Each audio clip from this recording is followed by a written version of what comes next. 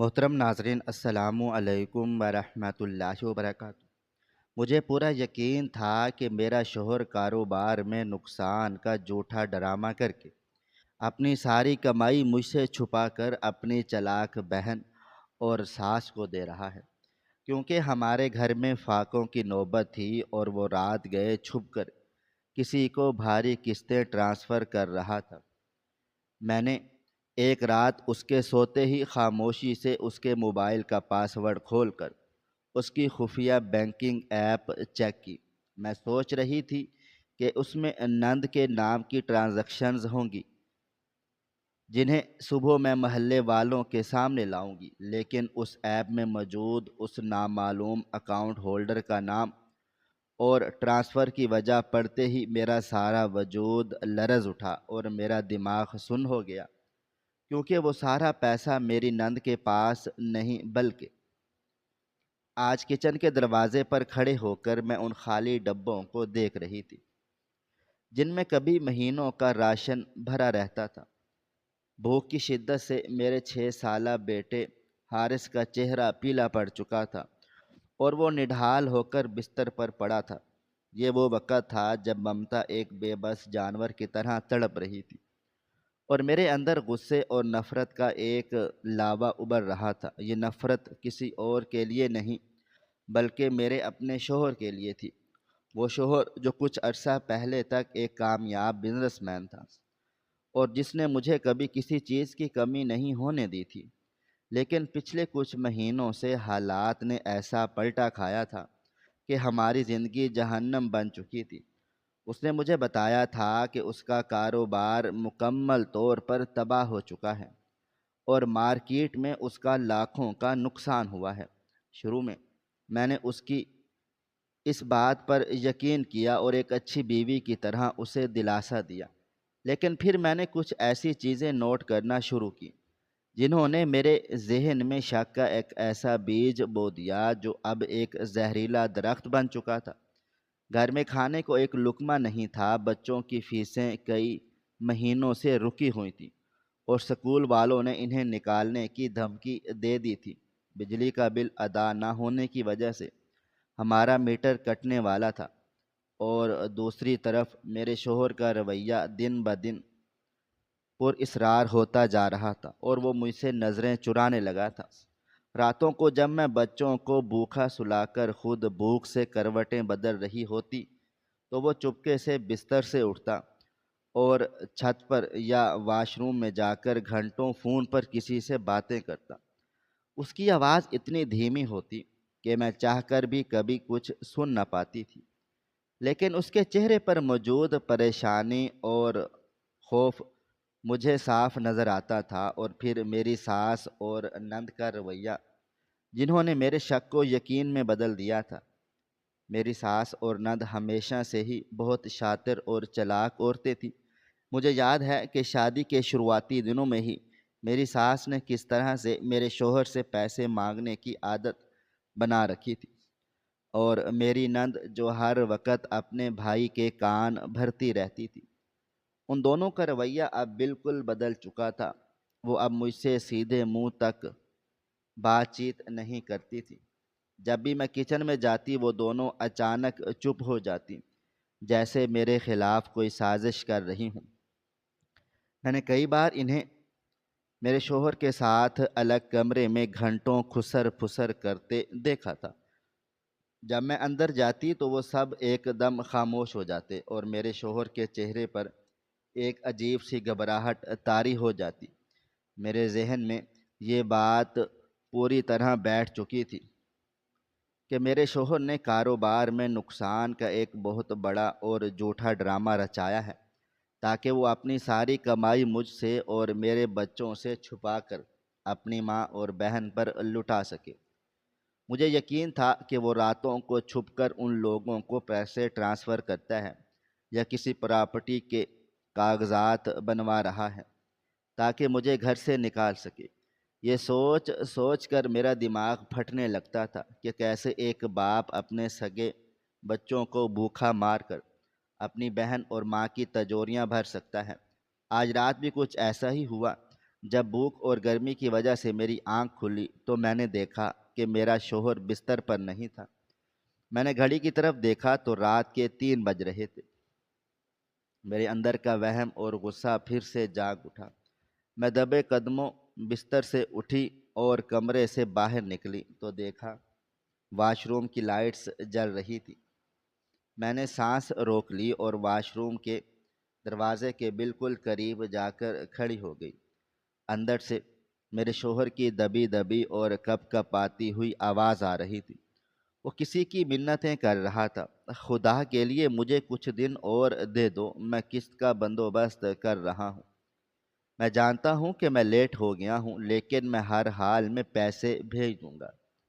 بس میری بیوی تک یہ بات نہیں پہنچنی چاہیے، اسے کچھ پتہ نہیں چلنا چاہیے۔ اگر اسے پتہ چل گیا تو سب ختم ہو جائے گا۔ میں ہاتھ جوڑتا ہوں، مجھے تھوڑا سا وقت دے دو۔ یہ الفاظ سنتے ہی میرے پیروں تلے سے زمین نکل گئی تھی۔ میرا شک 100% سچ ثابت ہو رہا تھا۔ وہ قسطیں ادا کر رہا تھا۔ وہ کس چیز کی قسطیں تھیں؟ کیا وہ میری نند کے لیے کوئی نیا گھر لے رہا تھا یا میری ساس کے نام پر کوئی انویسٹمنٹ کر رہا تھا؟ میرا خون کھولنے لگا۔ میں چاہتی تھی کہ اسی وقت دروازہ توڑ کر اندر جاؤں اور اس کا گریبان پکڑ کر پوچھوں کہ آخر وہ میرے اور میرے بچوں کے ساتھ اتنا بڑا دھوکہ کیوں کر رہا ہے۔ لیکن میں نے خود پر قابو رکھا کیونکہ مجھے ثبوت چاہیے تھا۔ میں خالی ہاتھ ان تینوں کا سامنا نہیں کر سکتی تھی۔ میں نے فیصلہ کر لیا تھا کہ آج رات میں اس راز سے پردہ اٹھا کر رہوں گی، چاہے کچھ بھی ہو جائے۔ میں صبح ہوتے ہی محلے والوں اور اپنے رشتہ داروں کو بلاؤں گی اور سب کے سامنے اس جھوٹے اور مکار انسان کی اصلیت بے نقاب کروں گی، جو اپنے بچوں کو فاقوں پر مجبور کر کے اپنی بہن کو قسطیں ٹرانسفر کر رہا تھا۔ میں جلدی سے واپس کمرے میں آئی اور بستر پر لیٹ کر سونے کا ڈرامہ کرنے لگی۔ کچھ دیر کے بعد میرا واش روم سے نکلا اور دبے قدموں چلتا ہوا کمرے میں داخل ہوا۔ اس نے اپنا موبائل فون تکیے کے نیچے رکھا اور لیٹ گیا۔ میں نے اپنی آنکھیں بند کر رکھی تھیں، لیکن میرا دل اتنی زور سے دھڑک رہا تھا کہ مجھے ڈر تھا کہیں وہ سن لے۔ تقریباً آدھے گھنٹے تک میں بے حس و حرکت لیٹی رہی، یہاں تک کہ مجھے اس کے خراٹوں کی آواز آنے لگی۔ وہ گہری نیند سو چکا تھا۔ میں نے آہستہ سے آنکھیں کھولی۔ کمرے میں گھپ اندھیرا تھا، صرف کھڑکی سے آنے والی چاندنی کی ہلکی سی روشنی پڑ رہی تھی۔ میں نے کانپتے ہوئے ہاتھوں سے اس کے تکیے کے نیچے ہاتھ ڈالا اور بہت احتیاط سے اس کا موبائل فون باہر نکال لیا۔ میرے ہاتھ پسینے سے بھیگ رہے تھے اور میرا سارا وجود غصے اور خوف کے ملے جلے جذبات سے لرز رہا تھا۔ میں دبے قدموں کمرے سے باہر نکلی اور لاؤنج میں آ کر صوفے پر بیٹھ گئی۔ میں نے موبائل کی سکرین، ان کی روشنی میری آنکھوں میں چبھی، لیکن میں نے پرواہ نہیں کی۔ مجھے اس کا پاس ورڈ معلوم تھا کیونکہ اس نے ایک بار میرے سامنے ہی پاس ورڈ لگایا تھا۔ میں نے جلدی سے پاس ورڈ ٹائپ کیا اور سکرین کھل گئی۔ میرا دل و دماغ سینے سے باہر آنے کو بےتاب تھا۔ میں سیدھا اس کی بینکنگ ایپ کر گئی اور اس ایپ کو اوپن کیا۔ ایپ کا لوگو سکرین پر گھومنے لگا اور میرے صبر کا پیمانہ لبریز ہونے لگا۔ چند سیکنڈز کے بعد ایپ کھل گئی اور میں نے سیدھا ٹرانزیکشنز ہسٹری پر کلک کیا۔ میرا دماغ سائیں سائیں کر رہا تھا اور آنکھوں کے سامنے میری ساس اور نند کے مکار چہرے گھوم رہے تھے۔ میں نے سوچ لیا تھا کہ آج رات ان کی ساری چالاکی پکڑی جائے گی۔ سکرین پر پچھلے کئی مہینوں کی ٹرانزیکشنز کی ایک لمبی لسٹ کھل گئی اور میں نے سب سے اوپر والی تازہ ترین ٹرانزیکشنز پر نظر ڈالی، جو کچھ دیر پہلے ہی کی گئی تھی۔ لیکن وہاں جو کچھ لکھا تھا اسے پڑھ کر میری دماغ کی رگیں پھٹنے لگیں اور میرا سانس میرے گلے میں اٹک گیا۔ میرا ذہن ماضی کے ان خوبصورت دنوں کی طرف دوڑنے لگا جب فہد نے مجھے پہلی بار اس شاندار گھر میں قدم رکھوایا تھا۔ وہ دن میرے لیے کسی خواب سے کم نہیں تھا۔ پورا گھر پھولوں سے سجا ہوا تھا اور فہد نے میرے ہاتھوں میں ایک قیمتی ہیرے کی انگوٹھی پہنائی تھی۔ وہ مجھے دنیا کی سب سے خوش قسمت ترین عورت مانتا تھا، اور میں بھی اس کی محبت پر فخر کرتی تھی۔ ہمارے گھر میں ہر ہفتے پارٹیاں ہوتی، میری ساس اور نند ان پارٹیوں میں سب سے آگے ہوتی اور میرے لائے ہوئے قیمتی تحفوں کی نمائش کرتی۔ نائلہ، میری نند، ہمیشہ میرے کپڑوں اور جوتوں پر نظر رکھتی تھی، اور کئی بار تو اس نے مجھ سے میری پسندیدہ چیزیں بھی مانگ لی تھیں، جنہیں میں نے کبھی انکار نہیں کیا، کیونکہ فہد کی خوشی اسی میں تھی کہ میں اس کے گھر والوں کا خاص خیال رکھوں۔ زبیدہ، میری ساس، ہمیشہ مجھے دعائیں دیتی، لیکن ان کی نظروں میں ایک عجیب سی تما ہوتی تھی جو میں تب نہیں سمجھ سکی تھی۔ وہ اکثر فہد سے کہتی کہ بیٹا، اپنے نام کے ساتھ ساتھ کچھ پراپرٹی اپنی بہن کے نام بھی کر دو، کل کو کیا پتہ کیسا وقت آ جائے۔ تب فہد ہنس کر بات ٹال دیتا تھا، لیکن مجھے اب وہ ساری باتیں ایک بھیانک سچائی کی طرح یاد آ رہی تھیں۔ مجھے لگ رہا تھا یہ سارا کھیل اسی دن سے شروع ہو گیا تھا جب میرے شوہر کے کاروبار میں پہلی بار ہلکا سا جھٹکا لگا تھا۔ اس نے مجھے بتایا تھا کہ ایک شپمنٹ کینسل ہو گئی ہے اور اسے کچھ پیسوں کا بندوبست کرنا ہے۔ میں نے اسے اپنے زیورات اسے دینے کی پیشکش کی تھی، لیکن اس نے سختی سے منع کر دیا تھا اور کہا تھا کہ وہ خود سب سنبھال لے گا، لیکن وہ کچھ نہیں سنبھال سکا۔ آہستہ آہستہ گھر کی چیزیں بکنے لگیں۔ پہلے ہماری بڑی گاڑی بکی، پھر ملازموں کی چھٹی کر دی گئی، اور پھر نوبت یہاں تک آ گئی کہ کچن کا بجٹ آدھے سے بھی کم ہو گیا۔ میں نے ہر قدم پر اس کا ساتھ دیا۔ میں نے خود جھاڑو پونچھا کیا، برتن دھوئے، بچوں کو سنبھالا، اور کبھی اف تک نہیں کی۔ لیکن مجھے یہ سب تب کھٹکنے لگا جب میں نے دیکھا کہ ان مشکل حالات میں بھی میری ساس اور نند کے چہروں پر کوئی خاص پریشانی نہیں تھی۔ وہ دونوں اکثر اپنے کمرے کا دروازہ بند کر کے بیٹھی رہتی، اور جب میں ان کے لیے چائے لے کر جاتی تو وہ جلدی سے کوئی پرچی یا کاغذ چھپا لیتی۔ ایک دن میں نے نائلہ کو فون پر کسی جیولر سے بات کرتے سنا تھا۔ وہ کسی سونے کے سیٹ کے ڈیزائنز کی بات کر رہی تھی۔ جب گھر میں فاقے چل رہے ہوں تو ایک نند سونے کے سیٹ کیوں بنوا رہی تھی؟ یہ سوال میرے دل و دماغ میں ہتھوڑے کی طرح بجنے لگا تھا۔ میں نے فہد سے اس بارے میں پوچھا تو اس نے مجھے ڈانٹ دیا اور کہا کہ میں بلا وجہ اس کے گھر والوں پر شک کر رہی ہوں۔ اس دن پہلی بار جب فہد نے مجھ پر آواز بلند کی تھی اور میرے دل میں ایک دراڑ پڑ گئی تھی۔ آج جب میں لاؤنج کے اس بوسیدہ صوفے پر بیٹھی تھی جس کی پوشش جگہ جگہ سے پھٹ چکی تھی، تو مجھے اپنا آپ دنیا کی سب سے بیوقوف عورت لگ رہا تھا۔ میں نے کیسے اتنے دن اس اندھے دھوکے میں گزار دیے؟ کیسے میں نے اپنے بچوں کو پانی پی کر سوتے ہوئے دیکھا اور اس ظالم باپ پر ترس کھاتی رہ گئی جو راتوں کو اندھیرے میں اپنی دولت چھپا رہا تھا؟ میرے کانوں میں ابھی بھی واش روم میں کہے گئے اس کے وہ الفاظ گونج رہے تھے کہ میری بیوی کو کچھ پتہ نہیں چلنا چاہیے۔ یہ الفاظ کسی تیز دھار خنجر کی طرح میرے دل کو چیر رہے تھے۔ وہ کیا تھا جو مجھ سے چھپایا جا رہا تھا؟ یقیناً وہ کوئی ایسی جائیداد یا بینک اکاؤنٹ تھا جس میں وہ میرے حصے کی ساری خوشیاں اور میرے بچوں کا مستقبل منتقل کر رہا تھا۔ میرا غصہ اس قدر بڑھ چکا تھا کہ میرا جسم کانپ رہا تھا اور میری سانسیں بے ترتیب ہو رہی تھی۔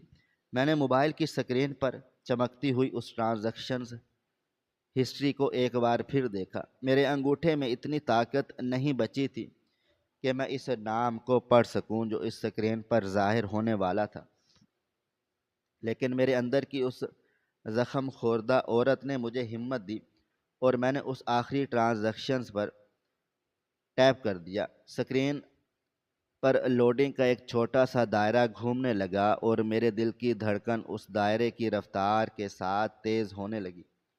مجھے لگ رہا تھا جیسے ہی وہ نام سامنے آئے گا میں چیخ پڑوں گی اور سارا گھر جاگ جائے گا۔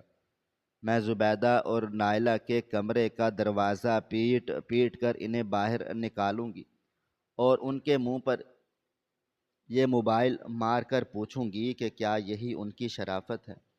کیا اسی دن کے لیے انہوں نے میرے شوہر کو مجھ سے چھین لیا تھا؟ لوڈنگ کا دائرہ غائب ہوا اور ایک سفید رنگ کے باکس میں ٹرانسفر کی پوری تفصیل سامنے آ گئی۔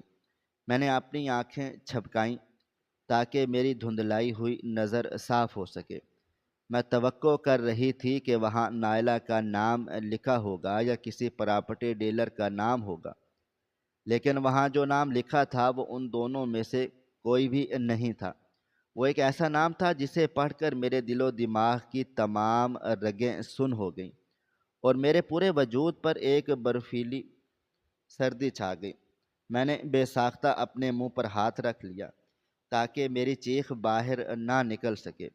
میری آنکھوں سے آنسوؤں کا ایک ریلا بہہ نکلا اور میرا وجود اس طرح لرزنے لگا جیسے کسی نے مجھے زندہ جلا دیا ہو۔ وہ نام پڑھنے کے بعد میرے اندر کا سارا غصہ، ساری نفرت اور سارا غرور ایک ہی لمحے میں راکھ کا ڈھیر بن گیا، کیونکہ وہ سارا پیسہ میری نند کے پاس نہیں بلکہ ایک ایسے بھیانک راز کی طرف جا رہا تھا جس کا تصور بھی میرے لیے محال تھا۔ لیکن اس سے پہلے کہ میں اس راز کی تفصیل میں جاؤں، مجھے یہ بتانا ضروری ہے کہ اس رات میری کیا حالت تھی۔ میں نے موبائل فون کو اپنے سینے سے لگا لیا اور میری سسکیاں کمرے کی خاموشی کو توڑنے لگیں۔ میں نے اپنے دونوں ہاتھوں سے اپنا سر پکڑ لیا اور اپنے بالوں کو نوچنے لگی۔ مجھے وہ ساری راتیں یاد آنے لگی جب میں نے فہد کو اس کے بستر پر بے چینی سے کروٹیں بدلتے دیکھا تھا۔ میں سمجھتی تھی کہ وہ کاروبار کے نقصان کی وجہ سے پریشان ہیں یا پھر وہ مجھے اور بچوں کو چھوڑنے کا کوئی منصوبہ بنا رہے ہیں۔ میں کتنی احمق تھی! میں نے کبھی اس کی ان گہری اور سیاہ آنکھوں میں چھپے ہوئے اس خوف کو پڑھنے کی کوشش ہی نہیں کی جو اسے اندر ہی اندر کھا رہا تھا۔ میں نے کبھی اس کے ان کپ کپاتے ہاتھوں پر غور نہیں کیا جو اکثر چائے کا کپ اٹھاتے ہوئے لرزنے لگتے تھے۔ میں نے بس اپنی بھوک اور اپنی محرومیوں کو دیکھا تھا۔ میں نے صرف ان فاقوں کو محسوس کیا تھا جو میرے کچن میں ڈیرے ڈال چکے تھے۔ میں نے اس کرب کو نہیں سمجھا جو میرے شوہر کی روح کو چھلنی کر رہا تھا۔ میں غصے میں تھی، میں انتقام کی آگ میں جل رہی تھی اور میں نے اپنی ساس اور نند کو اپنا سب سے بڑا دشمن مان لیا تھا۔ مجھے یاد آیا کہ ایک دفعہ جب میں کچن میں روٹی بنا رہی تھی تو میری ساس میرے پاس آئی تھی اور انہوں نے میرے کندھے پر ہاتھ رکھ کر کہا تھا، بیٹی اللہ پر بھروسہ رکھو، یہ برا وقت بھی گزر جائے گا، فہد بہت بہادر بچہ ہے، وہ سب ٹھیک کر دے گا۔ اس وقت میں نے ان کا ہاتھ جھٹک دیا تھا اور غصے سے کہا تھا کہ کیا ٹھیک کر دے گا؟ وہ کیا وہ میرے بچوں کی بھوک مٹا سکتا ہے؟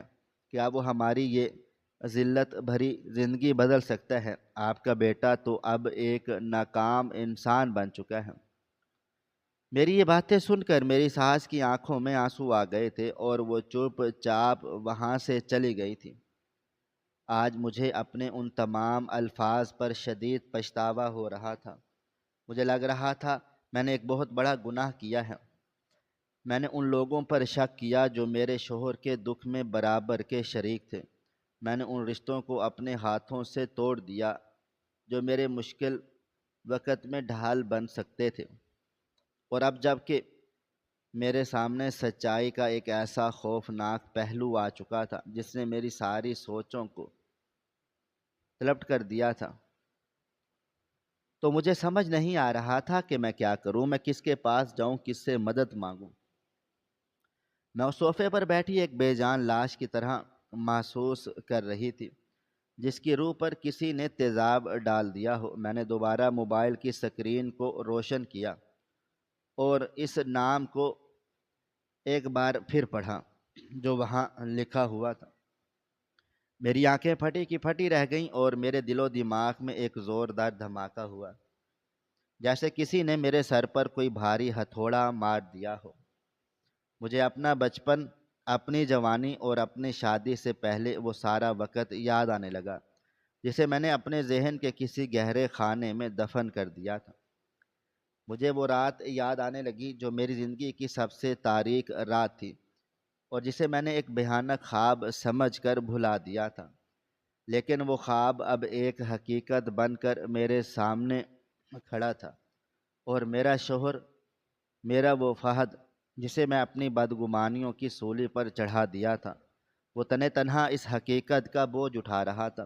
وہ میرا محافظ بنا ہوا تھا اور میں اسے اپنا ولن سمجھ رہی تھی۔ میں اس کی قربانیوں کو اس کا دھوکہ سمجھ رہی تھی، میں اس کی خاموشی کو اس کی مکاری سمجھ رہی تھی، میں اس کی بے بسی کو اس کی بے حسی سمجھ رہی تھی۔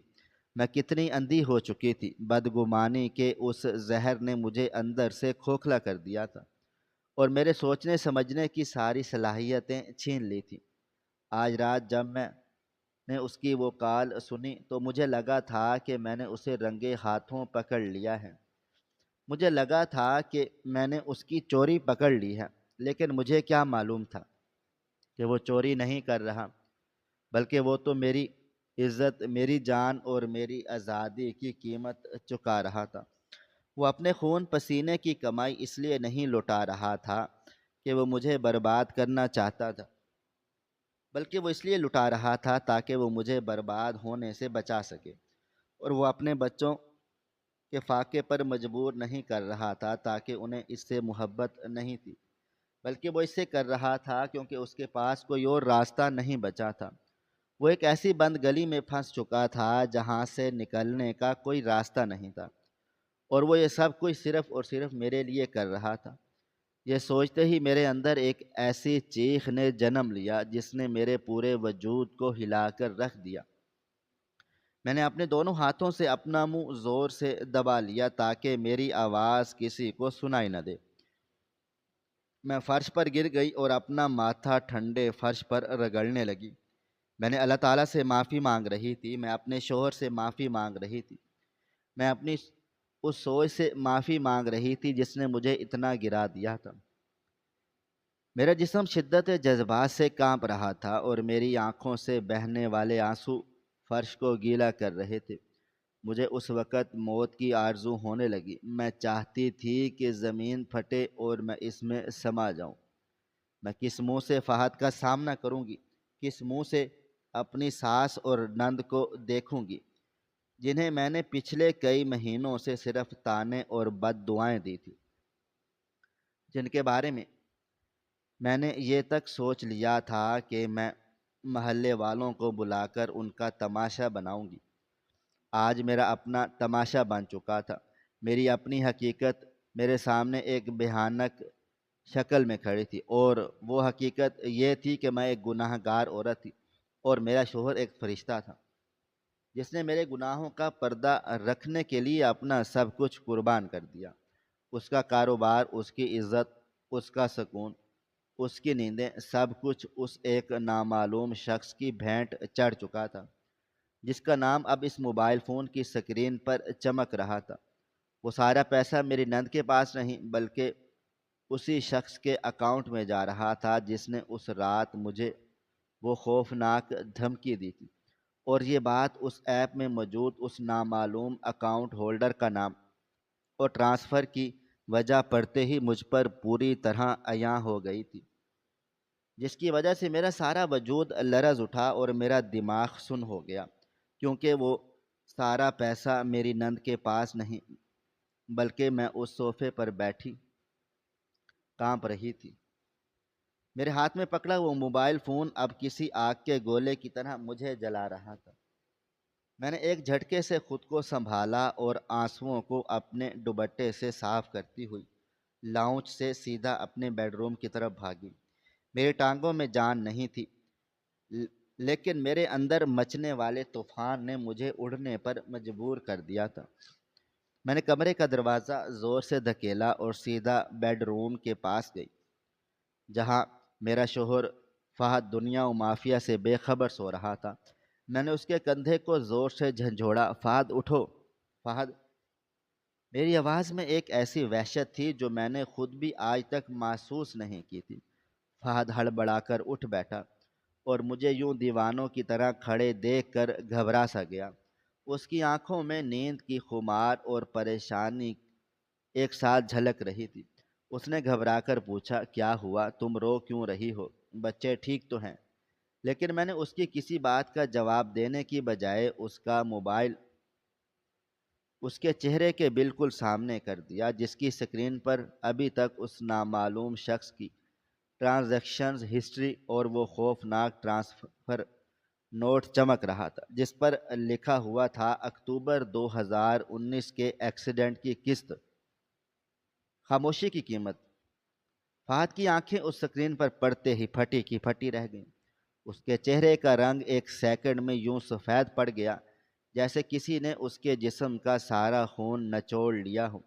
उसके हाथ कांपने लगे और उसने जल्दी से मोबाइल फ़ोन मुझसे छीनने की कोशिश की, लेकिन मैंने मोबाइल फ़ोन पीछे कर लिया और चीखते हुए कहा, ये क्या? फहद, मुझे बताओ, ये सब क्या है? तुम इस नामालूम आदमी को ये लाखों रुपए क्यों भेज रहे हो?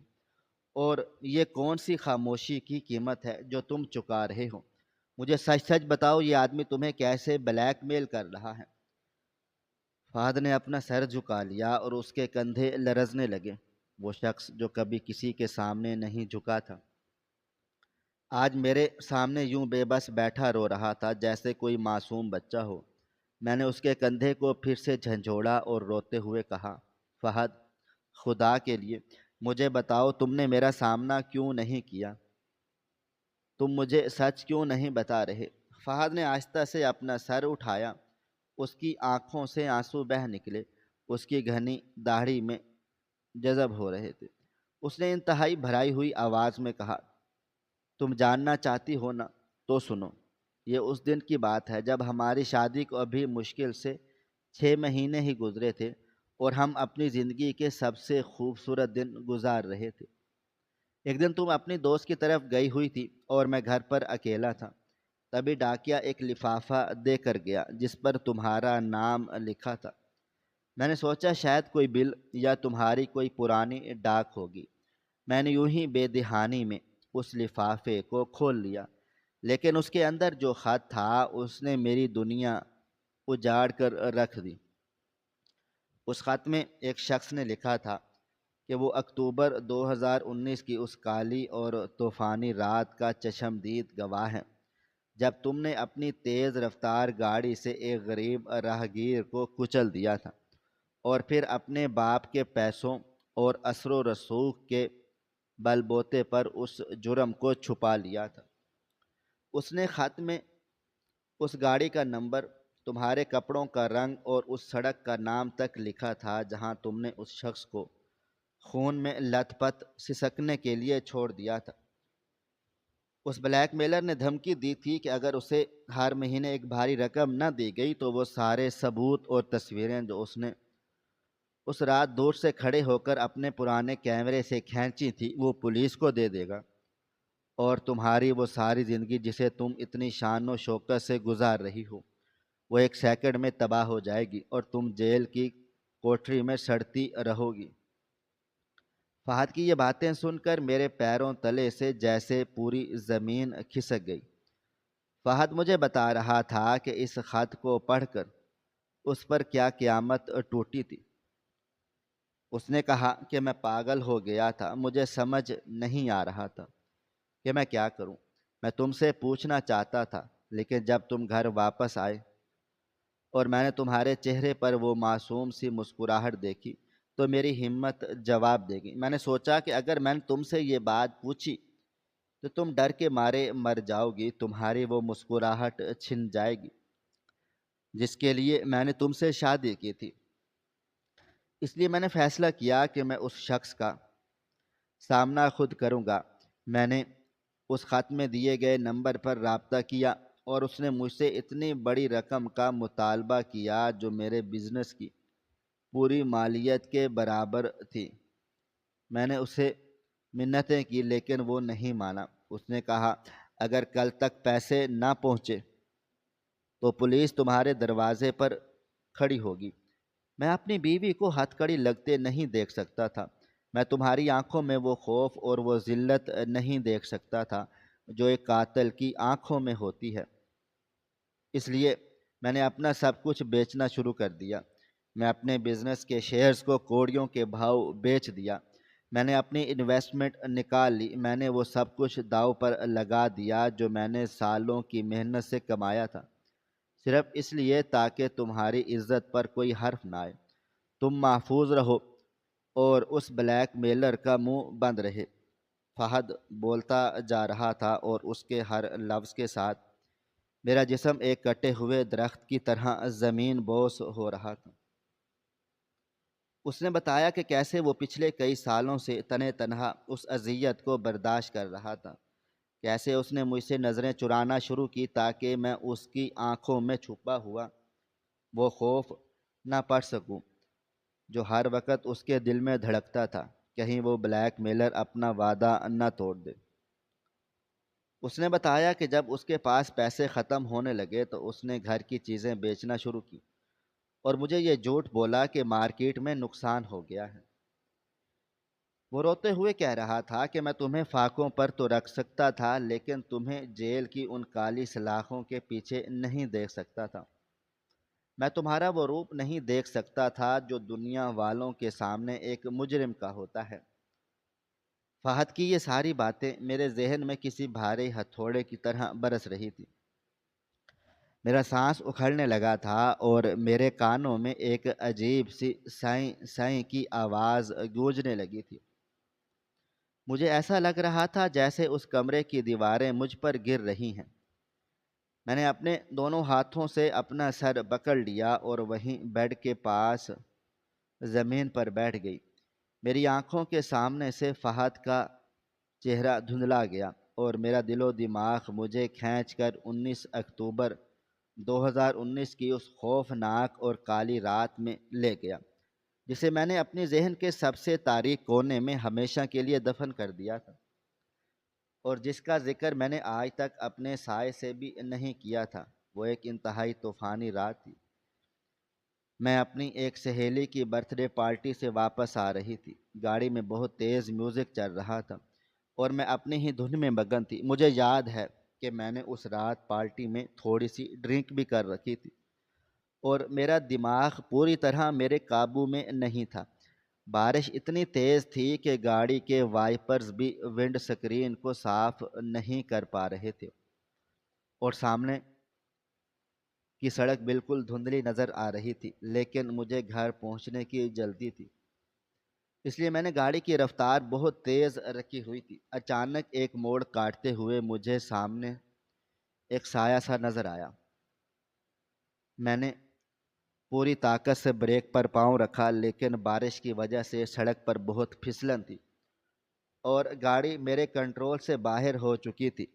اس سے پہلے کہ میں کچھ سمجھ پاتی ایک انتہائی زوردار دھماکہ ہوا اور کوئی چیز میری گاڑی کے بونٹ سے ٹکرا کر ونڈ سکرین پر گری اور پھر اچھل کر سڑک کے دوسری طرف جا گری۔ وہ آواز اتنی بھیانک تھی کہ آج بھی اسے یاد کر کے میرے رونگٹے کھڑے ہو جاتے ہیں۔ میں نے کانپتے ہوئے ہاتھوں سے گاڑی روکی اور میرا دل میرے سینے سے باہر آنے کو بےتاب تھا۔ میں نے دروازہ کھولا اور بارش میں بھیگتے ہوئے باہر نکلی۔ سڑک پر گھپ اندھیرا تھا، صرف میری گاڑی کی ہیڈ لائٹس کی روشنی پڑ رہی تھی۔ اس روشنی میں نے جو منظر دیکھا اس نے میری روح تک کو منجمد کر دیا تھا۔ سڑک کے کنارے ایک پرانے اور پھٹے کپڑوں والا ایک غریب آدمی خون میں لت پت پڑا تھا۔ اس کا سر بری طرح پھٹ چکا تھا اور بارش کے پانی کے ساتھ مل کر اس کا خون سڑک پر ایک سرخ نندی کی طرح بہہ رہا تھا۔ میں اس کے پاس گئی، وہ ابھی زندہ تھا اور درد سے کراہ رہا تھا۔ اس کی آنکھیں آدھی کھلی ہوئی تھی اور وہ مجھ سے مدد مانگ رہا تھا۔ اس نے اپنا کانپتا ہوا ہاتھ میری طرف بڑھایا تھا لیکن میں خوف سے پیچھے ہٹ گئی۔ مجھے احساس ہو گیا کہ مجھ سے ایک بہت بڑا جرم ہو گیا ہے۔ میں نے ایک انسان کی جان لے لی۔ میرا دماغ کام کرنا چھوڑ گیا۔ مجھے سمجھ نہیں آ رہا تھا کہ میں ایمبولینس کو کال کروں یا پولیس کو۔ تبھی مجھے اپنی عزت اور اپنے خاندان کی بدنامی کا خیال آ گیا۔ مجھے لگا تھا اگر میں پکڑی گئی تو میری ساری زندگی جیل میں گزر جائے گی، میرے باپ کی اتنی بڑی عزت مٹی میں مل جائے گی اور میرا سارا کیریئر تباہ و برباد ہو جائے گا۔ میں نے جلدی سے اپنا موبائل فون نکالا اور اپنے والد کو کال کی۔ میں رو رو کر انہیں سب کچھ بتا رہی تھی اور وہ مجھے دلاسا دے رہے تھے کہ میں وہیں پر رہوں، وہ کچھ کرتے ہیں۔ تھوڑی ہی دیر میں میرے والد اپنے کچھ باڈی گارڈز اور ایک پولیس افسر کے ساتھ وہاں پہنچ گئے، جو ان کا کوئی پرانا واقف کار تھا۔ میرے والد صاحب نے مجھے جلدی سے دوسری گاڑی میں بٹھایا اور مجھ سے کہا کہ میں گھر جاؤں اور یہ سب کچھ بھول جاؤں۔ میں نے روتے ہوئے پیچھے مڑ کر دیکھا تو وہ باڈی گارڈز اس شخص کی لاش کو، شاید اس کے زخمی وجود کو وہاں سے اٹھا کر کہیں غائب کر رہے تھے، اور وہ پولیس افسر میرے باپ سے پیسوں کا ایک بھرا ہوا بریف کیس لے رہا تھا۔ اس رات کے بعد سے وہ گاڑی ہمارے گھر کے گیراج میں کبھی نظر نہیں آئی۔ میرے باپ نے اسے راتوں رات کہیں غائب کروا دیا تھا اور مجھ سے سختی سے کہہ دیا تھا کہ میں اس حادثے کا ذکر کبھی کسی سے بھی نہ کروں۔ شروع کے کچھ مہینوں تک مجھے راتوں کو نیند نہیں آتی تھی، مجھے بار بار اس شخص کا خون سے لت پت چہرہ نظر آتا تھا اور اس کی وہ دردناک آہیں میرے کانوں میں گونجتی رہتی تھی۔ لیکن وقت گزرنے کے ساتھ ساتھ میں نے خود کو یہ تسلی دے دی کہ جو ہوا وہ ایک حادثہ تھا اور میں نے جان بوجھ کر کسی کو نہیں مارا۔ میرے باپ کے پیسوں اور اثر و رسوخ نے سب کچھ اتنی صفائی سے دبا دیا کہ مجھے لگا اب کوئی راز اس کو نہیں جانتا۔ میں نے اپنی زندگی کو نارمل کر لیا، میں نے فہد سے شادی کر لی اور میں ایک ایسی دنیا میں گم ہو گئی جہاں مجھے لگنے لگا تھا میں دنیا کی سب سے خوش قسمت ترین عورت ہوں اور میرا ماضی ہمیشہ کے لیے دفن ہو چکا ہے۔ لیکن میں یہ بھول گئی تھی کہ گناہ کبھی دفن نہیں ہوتے، وہ ایک نہ ایک دن اپنا حساب مانگنے ضرور آتے ہیں، اور آج وہ دن آ چکا تھا۔ میرے اس ایک گناہ کی سزا میرا بے گناہ شوہر بھگت رہا تھا۔ میں اس سرد فرش پر بیٹھی اپنا سر گھٹنوں میں دیے زاروں قطار رو رہی تھی۔ مجھے فہد کی وہ ساری باتیں یاد آ رہی تھی جو اس نے ابھی مجھے بتائی تھی، کہ کیسے اس نے وہ خط پڑھا، کیسے اس نے مجھ سے پوچھے بغیر خود کو اس آگ میں جھونک دیا، کیسے اس نے اپنی زندگی کی ساری جمع پونجی اس بلیک میلر کے قدموں میں ڈال دی، صرف میری ایک مسکراہٹ بچانے کے لیے، میری وہ مسکراہٹ جو دراصل ایک جھوٹ پر کھڑی تھی۔ میں اپنے آپ کو دنیا کی سب سے غلیظ اور نیچ عورت محسوس کر رہی تھی۔ میں نے اس شخص پر شک کیا جس نے میری خاطر اپنی دنیا اجاڑ لی۔ میں نے اس کی ماں اور بہن کو برا بھلا کہا، جنہوں میں لالچی سمجھتی تھی، اور اب مجھے یقین ہو چلا تھا کہ میری ساس اور نند کا وہ پر اسرار رویہ، وہ چھپ کر باتیں کرنا، وہ زیورات بیچنا، وہ سب کچھ میرے خلاف کوئی سازش نہیں تھی، بلکہ وہ بھی فہد کے ساتھ مل کر اس گناہ کی قیمت چکا رہی تھی۔ وہ میرے گناہوں کا پردہ رکھ رہی تھی اور میں اتنی اندھی ہو چکی تھی کہ میں انہیں اپنا دشمن سمجھ بیٹھی تھی۔ میرا سر شرم سے جھکا ہوا تھا اور میرے اندر ایک ایسی آگ جل رہی تھی جو مجھے اندر ہی اندر راکھ کر رہی تھی۔ فہد بیڈ سے نیچے اترا اور اس نے فرش پر بیٹھی ہوئی میرے کامتے ہوئے وجود کو اپنے بازوؤں میں سمیٹ لیا۔ وہ خود رو رہا تھا لیکن وہ مجھے دلاسا دے رہا تھا۔ وہ مجھ سے کہہ رہا تھا کہ تم پریشان مت ہو، میں سب ٹھیک کر دوں گا، اس بلیک میلر کو اور پیسے دے دوں گا، بس تم رونا بند کر دو۔ اس کے ان الفاظوں نے میرے دل کو مزید ٹکڑے ٹکڑے کر دیا۔ ایک قاتل کو بچانے کے لیے ایک فرشتہ کتنی اذیت برداشت کر رہا تھا۔ مجھے اب احساس ہو رہا تھا میں نے اپنے شوہر کی صورت میں کیا ہیرا پایا ہے، میں نے اپنے شکی مزاج اور اپنے جہالت سے اسے کتنی تکلیف دی ہے۔ میرا دل و دماغ اس طوفان میں بری طرح الجھ چکا تھا۔ جہاں مجھے اپنا ماضی ڈرا رہا تھا اور میرا حال مجھے شرمندہ کر رہا تھا۔ میں چاہتی تھی کہ میں فہد کے قدموں میں گر کر اپنی جان دے دوں تاکہ اس کی یہ اذیت ہمیشہ کے لیے ختم ہو جائے، لیکن میں جانتی تھی یہ میری سزا نہیں ہے۔ میری سزا تو وہ زندگی ہے جو مجھے اب اس شرمندگی اور احساس جرم کے ساتھ گزارنی تھی۔ اس ساری رات میں فہد کے سینے سے لگی روتی رہی اور وہ میرے بالوں میں ہاتھ پھیرتا رہا، جیسے میں کوئی مجرم نہیں بلکہ کوئی مظلوم ہوں، اور یہی وہ احساس تھا جو مجھے بار بار موت کی وادی میں دھکیل رہا تھا۔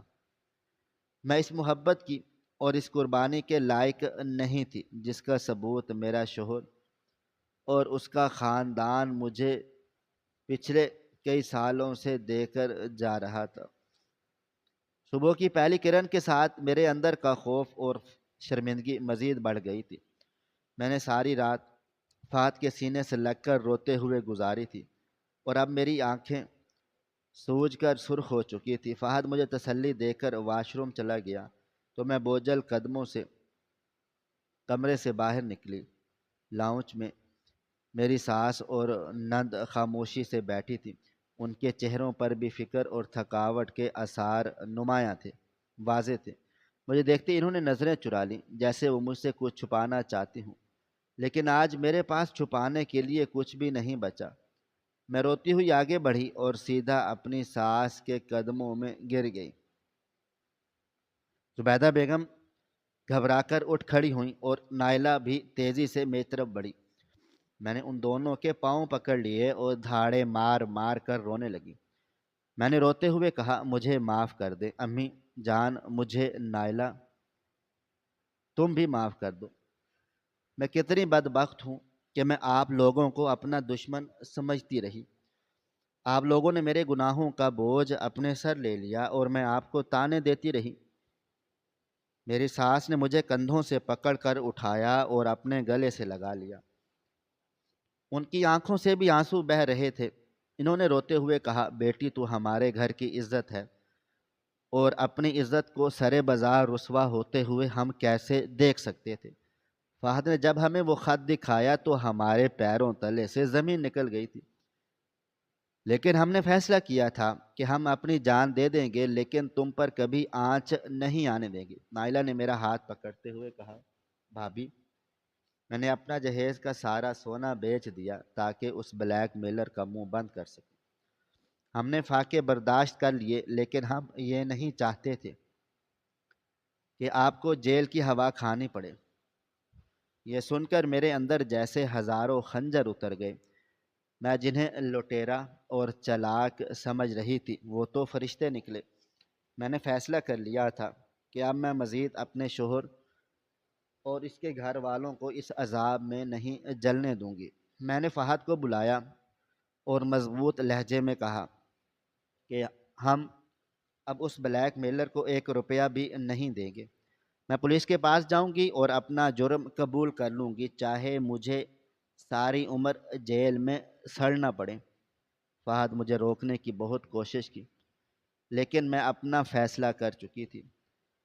ہم سب اسی وقت تھانے چلے گئے اور میں نے پولیس انسپکٹر کے سامنے اپنا سارا گناہ اگل دیا کہ میں نے 19 اکتوبر 2019 کی رات کا سارا واقعہ انہیں سنا دیا اور وہ خط بھی دکھایا جو وہ بلیک میلر ہمیں بھیجتا تھا۔ انسپکٹر نے پوری بات کو دھیان سے سنی اور پھر ایک چونکا دینے والا انکشاف کیا۔ اس نے بتایا کہ جس شخص کا مجھ سے ایکسیڈنٹ ہوا تھا وہ مرا نہیں تھا، بلکہ میرے باپ نے اسے ہسپتال پہنچا کر اس کا سارا علاج معالجہ کروایا اور اسے ایک بھاری رقم دے کر معاملہ ہمیشہ کے لیے ختم کر دیا، اور وہ غریب آدمی خوشی خوشی وہ رقم لے کر اپنے گاؤں جا چکا تھا، اور اس نے کوئی پرچہ درج نہیں کروایا تھا۔ یہ سن کر ہم سب حیرت سے سن ہو گئے، مگر اگلی بات سن کر تو ہمارے ہوش مکمل طور پر اڑ چکے تھے۔ انسپکٹر نے مسکراتے ہوئے کہا کہ جو شخص تمہیں بلیک میل کر رہا ہے وہ دراصل کوئی چشمدید گواہ نہیں بلکہ تمہارے باپ کا وہ پرانا ڈرائیور ہے جسے اس رات تمہاری گاڑی ٹھکانے لگانے کا کام سونپا گیا تھا۔ اس نے تمہارے شوہر کی شرافت اور تمہارے ڈر کا فائدہ اٹھا کر تمہیں لوٹنے کا منصوبہ بنا لیا تھا، کیونکہ قانونی طور پر تم پر کوئی کیس بنتا ہی نہیں تھا۔ پولیس نے اسی دن اس بلیک میلر کو ٹریس کر کے گرفتار کر لیا اور اس کے قبضے سے وہ ساری رقم بھی برآمد کر لی جو اس نے فحش سے ہتھیا لی تھی۔ جب وہ ڈرائیور ہتھ کڑیوں میں جکڑا میرے سامنے لایا گیا تو میری آنکھوں میں غصہ نہیں بلکہ اپنے لیے نفرت تھی، کیونکہ اس ایک گھٹیا انسان کی وجہ سے میں نے اپنے ہیروں جیسے رشتوں کو مٹی میں ملا دیا تھا۔ میں نے اپنی بدگمانی کی وجہ سے اپنے گھر کو جہنم بنا دیا تھا۔ آج جب ہم سب واپس گھر آئے تو فہد کی رقم بھی اسے واپس مل چکی تھی اور ہمارا کھویا ہوا سکون بھی واپس لوٹ آیا تھا، لیکن میرے دل پر جو ندامت کا بوجھ تھا وہ شاید ساری زندگی کم نہ ہوتا۔ میں نے کچن میں جا کر اپنی ساس اپنے ہاتھوں سے کھانا بنایا اور اپنے شوہر، اپنی ساس اور اپنی نند کو اپنے ہاتھوں سے نوالے توڑ کر کھلائے۔ اس دن مجھے احساس ہوا کہ بدگمانی انسان کی عقل کو کتنا اندھا کر دیتی ہے۔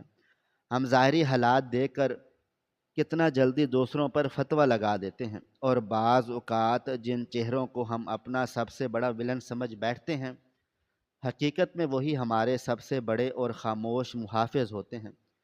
رشتوں میں پردہ پوشی اور ایک دوسرے کا بھرم رکھنا ہی اصل محبت ہے، اور مجھے یہ محبت بہت بھاری قیمت چکا کر سمجھ آئی تھی۔ ناظرین، آپ کو ہماری آج کی کہانی کیسی لگی؟ کمنٹ باکس میں اپنی رائے کا اظہار ضرور کریں۔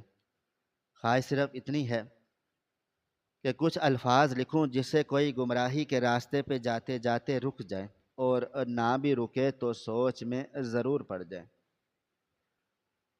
پیارے دوستو، امید کرتا ہوں کہ آپ کو یہ ہماری کہانی پسند آئی ہوگی۔ کہانی پسند آئی ہو تو ویڈیو کو لائک کریں، کومنٹس کریں، شیئر کرنا بالکل نہ بھولیں۔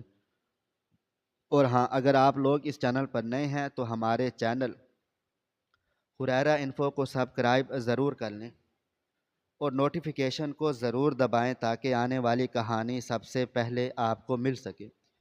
ملتے ہیں کل ایک نئی اور دلچسپ کہانی کے ساتھ، تب تک اپنا ڈھیر سارا خیال رکھیے گا۔ اللہ حافظ۔